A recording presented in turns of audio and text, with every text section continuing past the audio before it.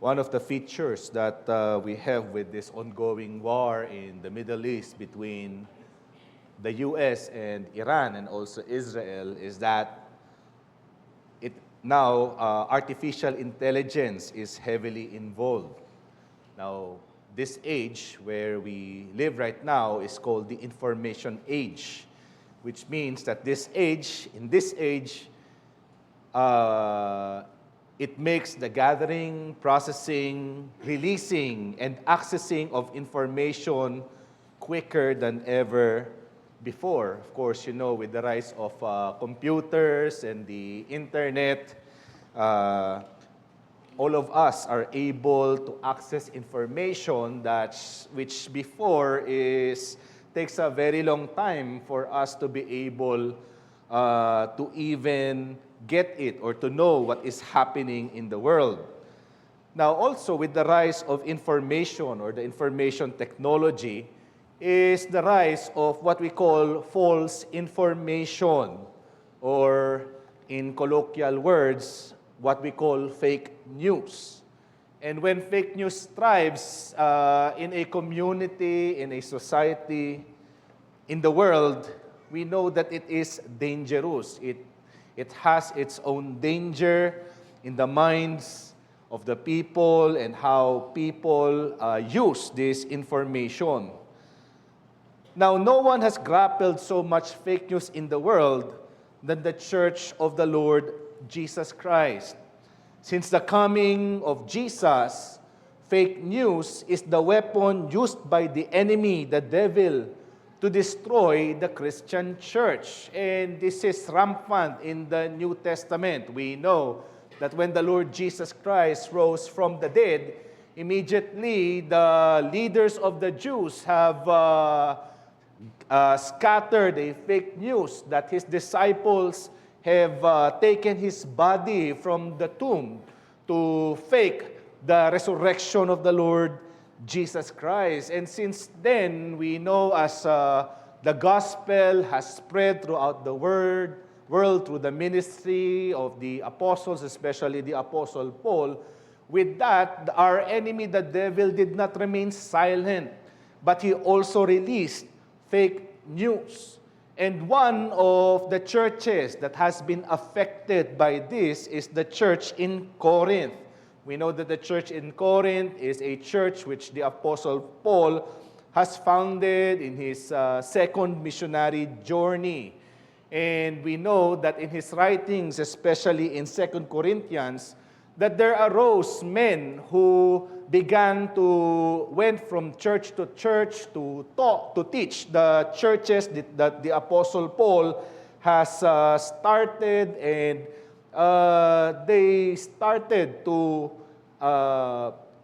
preach or proclaim what we call a false gospel. Now, would you open with me in 2 Corinthians chapter 4, verse 1 to 6? 2 Corinthians chapter 4, verse 1 to 6. The Apostle Paul writes, "Therefore, having this ministry by the mercy of God, we do not lose heart, but we have renounced disgraceful, underhanded ways. We refuse to practice cunning or to tamper with God's word, but by the open statement of truth, we would commend ourselves to everyone's conscience in the sight of God. And even if our gospel is veiled, it is veiled to those who are perishing.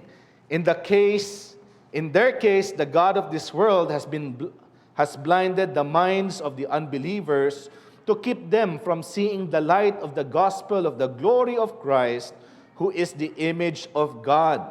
For what we proclaim is not ourselves, but Jesus Christ as Lord, with ourselves as your servants for Jesus' sake. For God, who said, 'Let the light shine out of darkness,' has shone in our hearts to give the light of the knowledge of the glory of God in the face of Jesus Christ." Now, we know that in the Bible, if you read 1 Corinthians and 2 Corinthians, the Corinthian church is a troubled church. There are many times that the Apostle Paul has actually written to them. 2 Corinthians would probably the third or even the fourth letter that the apostle has written to this church in Corinth because of the various issues that the church has faced. And here in 2 Corinthians, one of the major issues is that there are men, probably Judaizers, who went to this church and they call themselves super apostles, men who are greater even in comparison to the apostle Paul. And they threaten his ministry. And they are saying that the ministry of this Paul, the apostle, is actually weak because he's not very eloquent.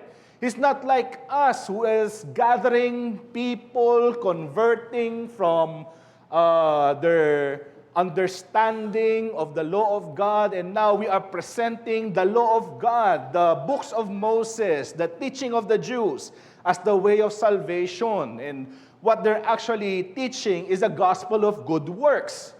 They are teaching that if you go through circumcision as you are a Gentile, then you come into the covenant community of God, and that is the way for you to be saved. It is not enough that you believe in the Lord Jesus Christ.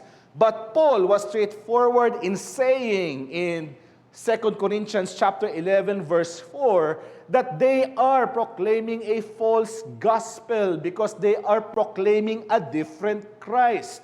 Even though they are commending themselves, they are saying that their ministry is better than the Apostle Paul. Paul was candid in telling the Corinthians that these men are false apostles. They are fake apostles. Their gospel is a different gospel. And Paul is telling them, the Corinthians, that what made them competent is not because the result of the ministry. When I say the result, they are counting probably how many people accepted them or believe in their message.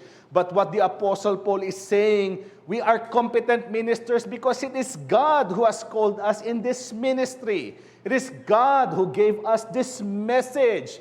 And this message is not about the law, that a person can be saved by following the law, because we know that through the law, no one can be saved. Through good works, no one can be saved.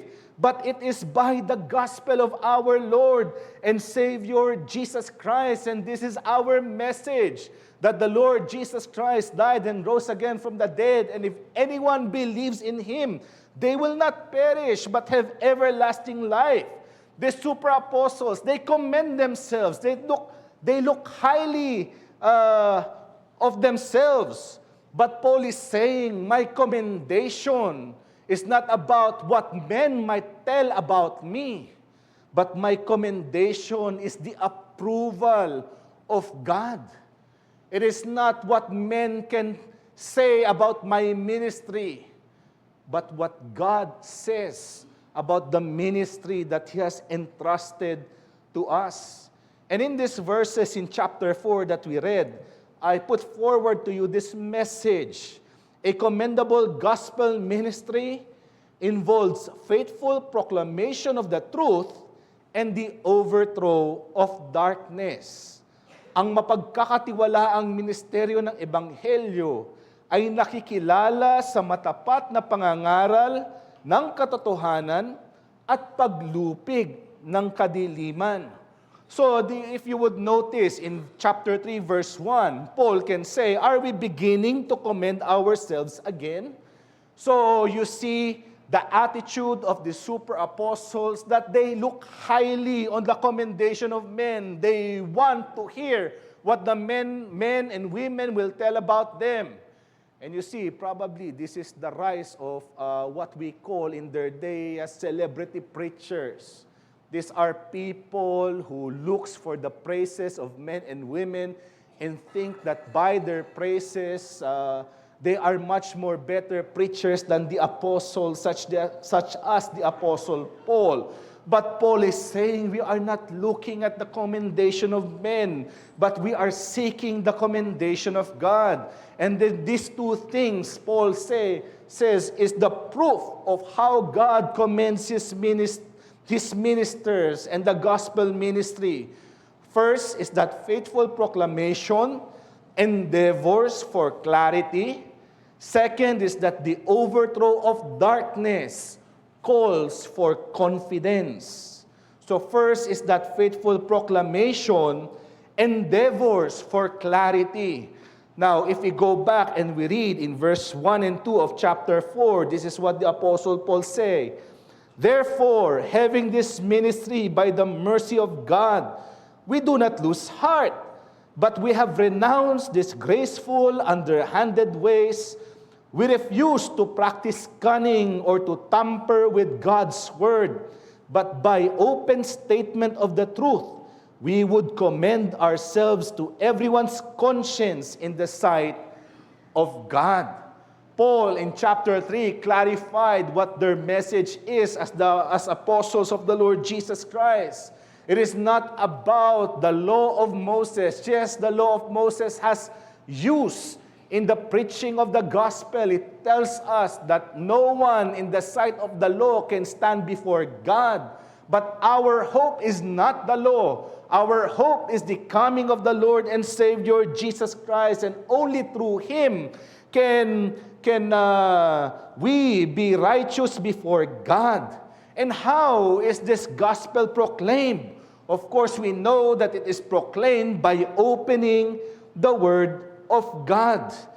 And as we go through the ministry, the Apostle Paul says, there are two things, dalawang bagay, two things that you must remember on how we conduct our ministry. First is we should determine what we refuse to do. And secondly, we have to determine what we approve to do.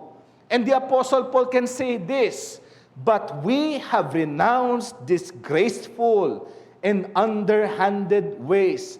We refuse to practice cunning or to tamper the word of God. And if you would think about it, what does the Apostle Paul mean that we refuse this? What is that they refuse? Disgraceful, underhanded ways. And what is that? Practice of cunning or tamper with God's word. You see, in chapter 11, verse 3, the Apostle Paul can say, how was Eve tempted? It was because of the cunning of the devil. And this is how they preached the word of God. They may be using the Bible for their message, but they are also twisting the word so that it would subject to what their message is. And by doing so, people believe in them, thinking that by this world, by this mystery that they are proclaiming, they are in fact more intelligent, greater preachers, more eloquent by the Apostle Paul. But in reality, what are they doing? They are twisting the word. They are doing underhanded ways, secret, ibig sabihin nun, secret ways, to make other person follow them, believe in them. And the Apostle Paul say, what are they doing? They tamper with the Word of God. Hindi nila ginagalang ang salita ng Diyos. Sinisira nila yung salita ng Diyos. That is what the Apostle Paul refused to do. And what is the result of tampering the Word of God? If you would open with me in 2 Corinthians chapter 11, verse 3, the Apostle Paul says this, but I am afraid that as the serpent deceived Eve by his cunning, your thoughts will be led astray from a sincere and pure devotion to Christ. Which means that when the word is tampered, where cunning is practiced, where underhanded ways are used, what is the result? The mind goes away from the glory of the Lord Jesus Christ. People will forget who the Lord Jesus Christ is. They will be led away from a sincere and pure devotion to Christ. And Paul says that if we refuse this, then what do we approve? Paul said, but by the open statement of truth, we would commend ourselves to everyone's conscience in the sight of God. Now, this word that the ESV translated as open statement of truth. In the other translation, they use manifestation of the truth. But in the NIV, what is used is setting forth the truth plainly. Setting forth the truth plainly. The word in Greek means to make something fully known by revealing it clearly. A clear, candid, full disclosure. And therefore, what the Apostle Paul is saying, what we approve is this, that we, as we preach the Word of God, what we want to do is to make it clear to you, to have it fully disclosed to you, so that you would understand the Word. And therefore, the Apostle Paul is telling us that a commendable ministry is one that fully discloses the Gospels from the Scriptures. And let us add, clearly, maliwanag. Hindi natin itinatago ang Ebanghelyo ng ating Panginoong Kristo Jesus. If you want to see that we have a ministry in the sight of God commendable, then our proclamation should be the clear proclamation of the gospel of our Lord and Savior Jesus Christ. It tells us that the primary preoccupation of the preachers and the church of Jesus is to be fully clear of the gospel. That is our primary work. We have to make sure that when the gospel is proclaimed, hindi lang basta-basta, basta mailabas lang natin. No, it has to be clear. They have to see it from the Word of God. Our preoccupation is to not to sound mysterious or intelligent or wise or to be entertaining or to be friendly. Our preoccupation is to be clear. Maging maliwanag ang Ebanghelyo sa pandinig ng mga tao. That is the ministry that God desires. And is that the description of our ministry? Yun ba yung hinahanap natin sa ministeryo ng Ebanghelyo? Therefore, we have this challenge. Our gospel ministry should labor to make all of Christ known to all of men from all the Scriptures. Let me repeat that. Our gospel ministry should labor to make all of Christ known to all of men from all the Scriptures. Wala tayong tinatago. Inilalabas natin lahat. Ipinapakita natin sa lahat ng tao. To be clear means to see Christ clearly from all the Scriptures. Makita nila si Kristo Jesus sa kasulatan ng Diyos. That is what the Lord Jesus Christ did. Remember, in that road to Emmaus, when two of the disciples of the Lord Jesus Christ, they could not understand what happened when Jesus died, and now He rose again from the dead. And then the Lord Jesus Christ walked with them. And what did the Lord Jesus Christ do? Beginning from Moses, He revealed to them everything about Him in all the Scriptures. Yun yung ginawa ng ating Panginoong Kristo Jesus. And therefore, for us to be able to clearly show the Word of God from all of Scriptures, what does it require from us? Knowledge. Brethren and friends, do you read your Bibles? Not only knowledge, but meditation. Do you know this person? The Lord Jesus Christ. He is not just a character written on a book, nor a theory, nor an idea. He is a person. Do you have a relationship to your Lord and Savior, Jesus Christ? You know, one thing I enjoy when I read the sermons of C.H. Spurgeon is like he talks about the Lord Jesus Christ like he is just his next door neighbor. He knows him personally.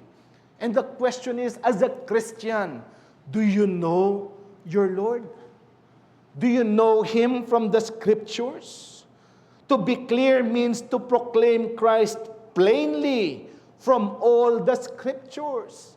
And it means for us that you and I, as believers of the Lord Jesus Christ, we should be skillful in using the Bible to show to the Lord Jesus Christ to the lost.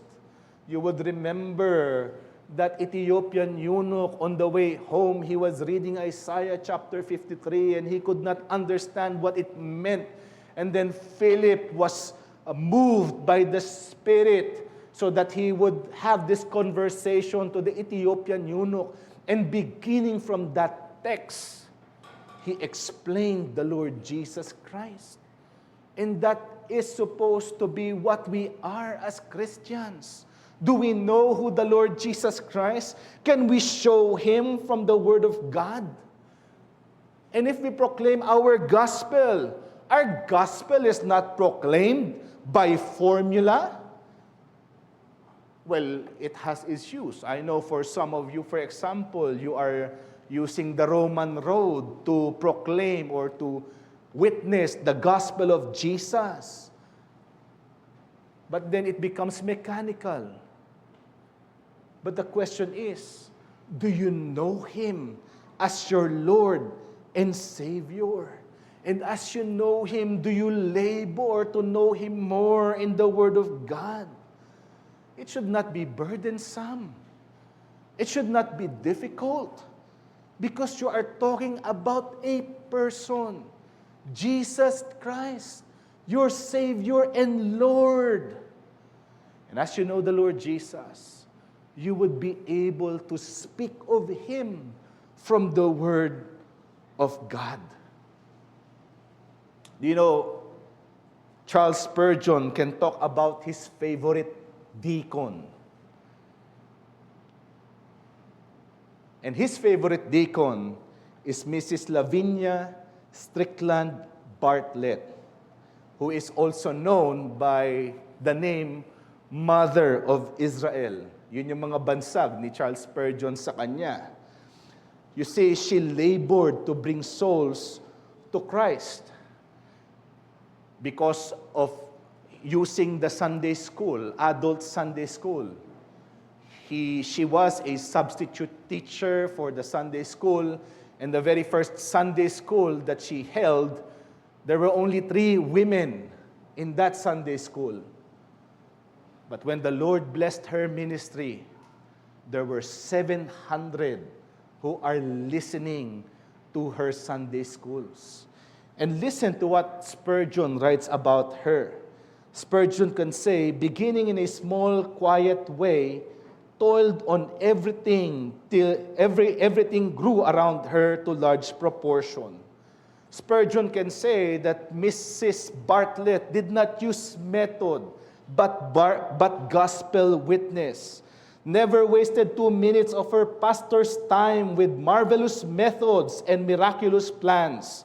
Her talk with her class never degenerated into storytelling or quotations of poetry or the exhibition of singularities of doctrine, but she aimed straight at her hearer's heart in the name of the Lord and claimed their submission to Jesus and his love. She was troubled if at any time when the brethren whom she invited to address her young women wandered from the one great subject. And who is the one great subject? It is the Lord Jesus Christ. Or treated it in a flowery or cold-hearted style. Nothing suited her but the gospel preached in the gospel spirit with the Holy Ghost set down from heaven.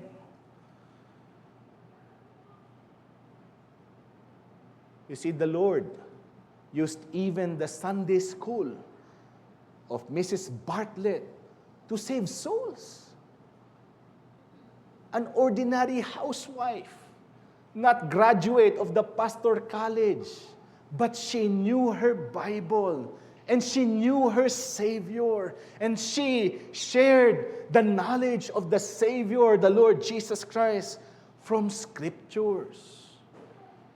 And if we desire to be useful in the ministry, well, Christians, we must be subject matter experts of proclaiming Christ from His Word. We should know the Lord Jesus Christ. We should not only know Him in theory, but we should know Him as a person, as our Savior and Lord. Do you meditate about Him? Do you know about His death? Do you meditate His promises? And is it true to you? You see, I know if something happens to you and it is a good news, and when you tell somebody else, you want that person to rejoice with you, and you tell the news with great rejoicing. If the gospel is a good news for which every person should rejoice, is there joy in your heart proclaiming the Lord Jesus Christ? And let me talk to you, friends, who are still unbelievers, far away from the Lord Jesus.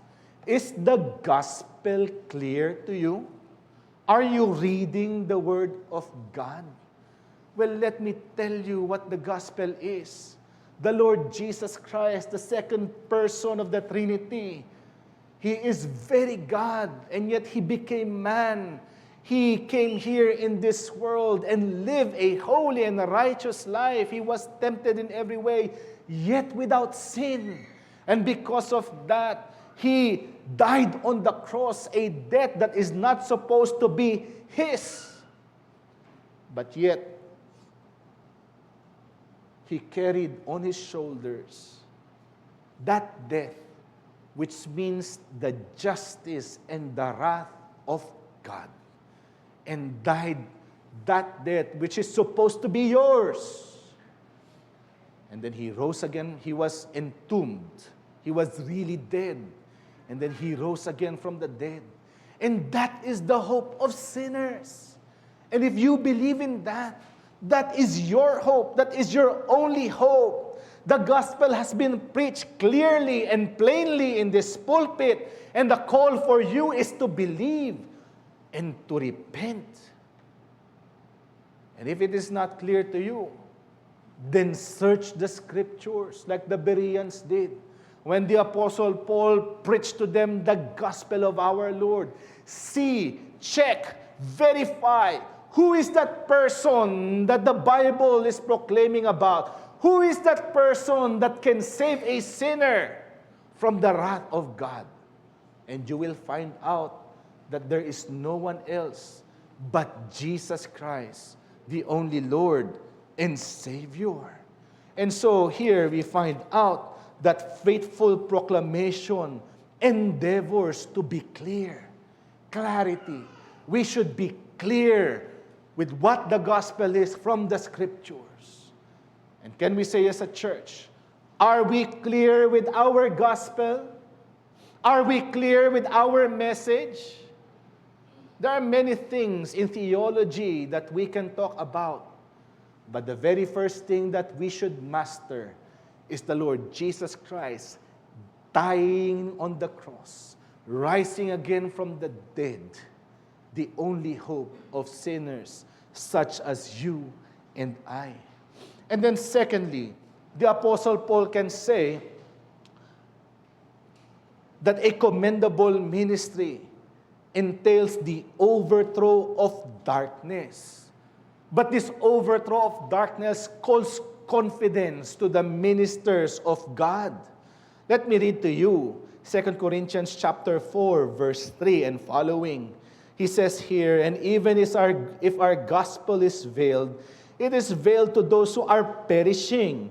In their case, the God of this world has blinded the minds of the unbelievers to keep them from seeing the light of the gospel of the glory of Christ, who is the image of God. And what we proclaim, for what we proclaim is not ourselves, but Jesus Christ as Lord, with ourselves as your servant for Jesus' sake. For God, who said, "Let the light shine out of darkness," has shone in the hearts to give the light of the knowledge of the glory of God in the face of Jesus Christ. And here, we can probably say that the super apostles could boast about their converts. They could pride themselves in saying that there is a great number of people who now follows us, who now believe in the message that we preach. They can boast of their conversions. Probably, tinatali pa nila yun at pinapakita nila, ganito ka na karami ang naniwala sa amin.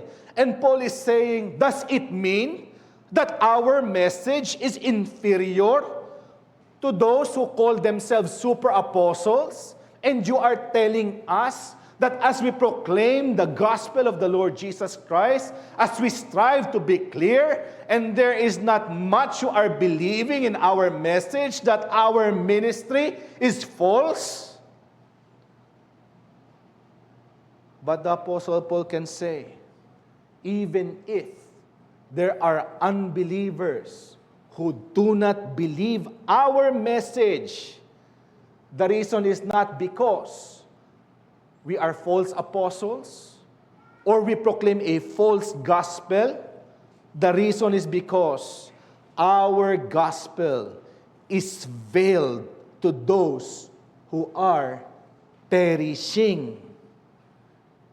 Nakatago doon sa mga mamamatay sa harapan ng Diyos. In their case, the Apostle Paul say, to those who are perishing, the God of this world has blinded them. So they are veiled, they are blinded, and lastly, they are living in darkness.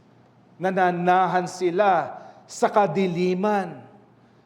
Their hearers, the Apostle Paul say, those who are unbelievers, they are under sin.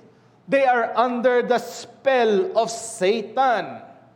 And what is the proof of that? In verse 5, you would notice, for what we proclaim is not ourselves.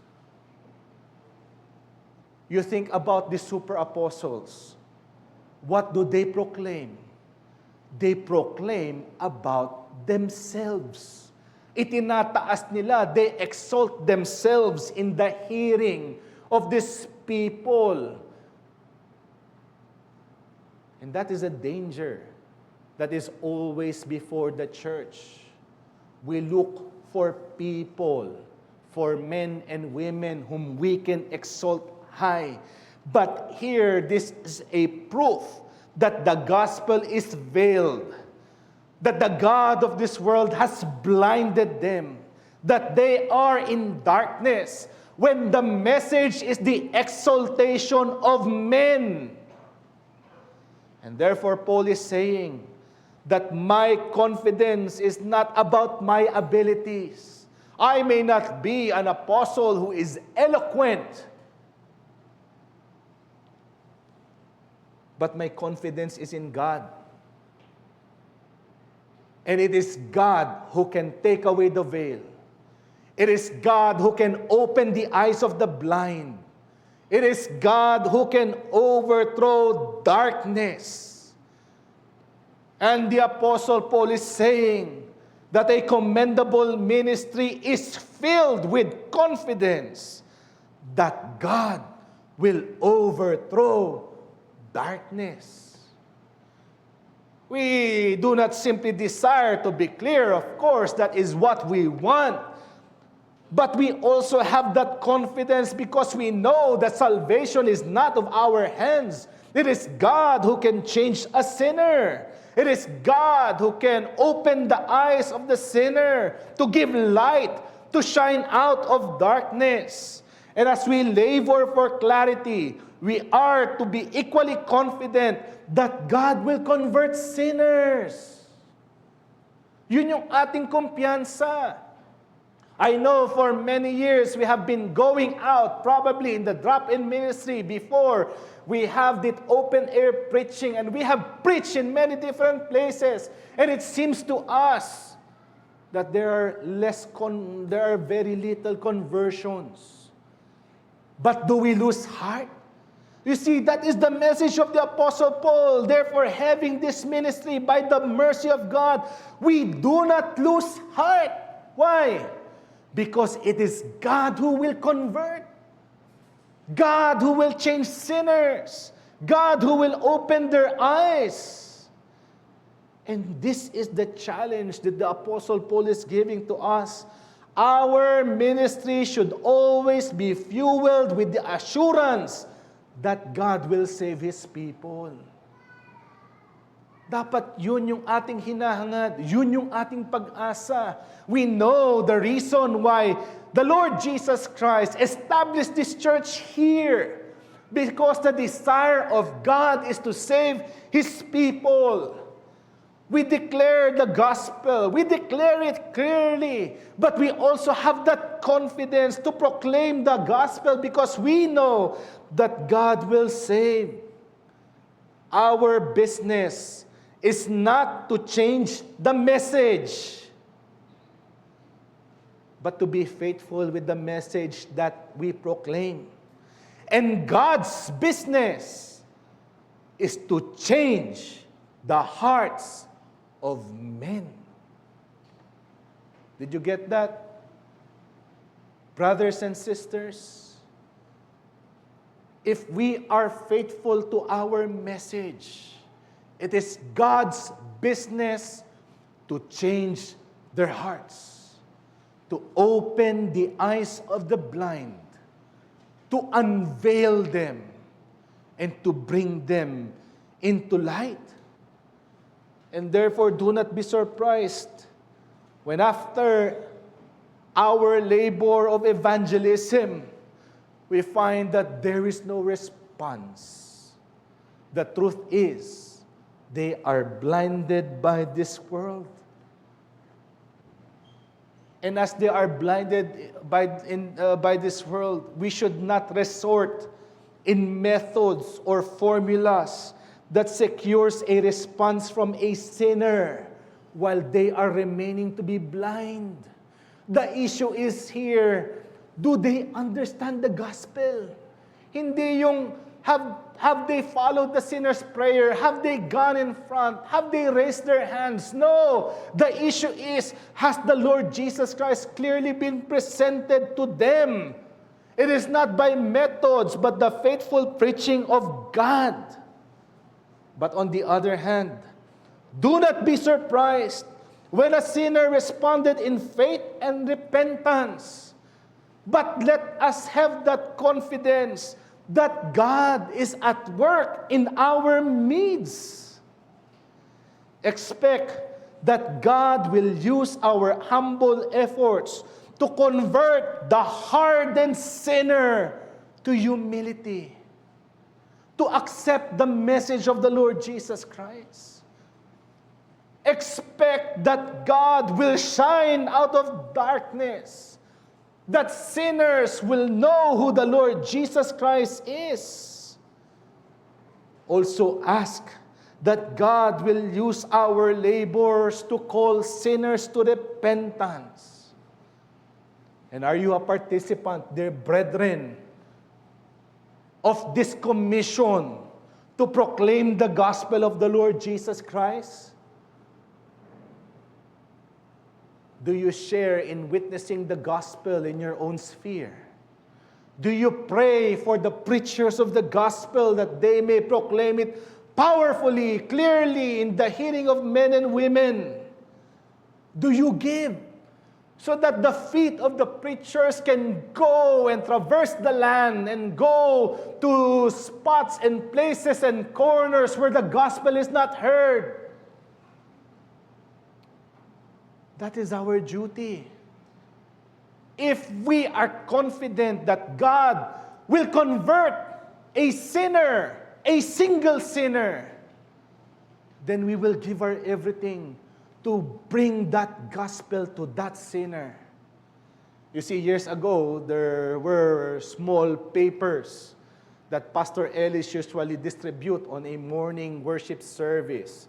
And there was a pamphlet. There's a short devotion that is written in those pamphlets. And in one of the devotions that I have read, it says there, even if there is one elect that God will save, it still means that the Lord Jesus Christ will become flesh, will live a righteous life, will die on the cross, and will rise again from the dead. And if the Lord Jesus Christ will do that for a single sinner, then how about us, dear Christian? Are we going to reach that single sinner for the sake of the gospel, for the sake of the Lord Jesus Christ? Spurgeon can say, if sinners would happily leap to hell, then let them leap on our dead bodies. We must do everything so that we can give that gospel to sinners and pray that God will save. God Himself ensures the success of our ministry. He is the one who will call His people by the work of preaching. You see, I've heard this story from many preachers who stood in this pulpit, that there was a man who in the UK attended a church, and in the middle of the service, because he was convicted by what he was hearing, he stood up and cursed the pastor who was preaching and then stormed out of the church. And then in the middle of the week, in the middle of a field, while planning to rob a bank, then the gospel arrested him. His sin arrested him. And on that place where he was planning to rob a bank, he became a Christian. And would you also remember, dear Christian, how a great preacher was saved by a Methodist thinker? You know Charles Spurgeon. He went to a Methodist church because he was not able to go to his grandfather's church. And because of the snowstorm, the pastor, the main preacher of the church, was not able to go there and minister to his people. And stood a man who Spurgeon could say probably he makes shoes or he is a tinker.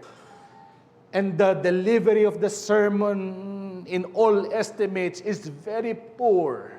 He can only say, look to Jesus. And then when he looked at Spurgeon, young man, you look miserable. Look to Jesus and be saved. And on that day, January 6, 1850, the boy Spurgeon was saved by a poor man. Because it is God who can change a sinner's heart. And if God can change a sinner's heart, then our calling is not to lose heart.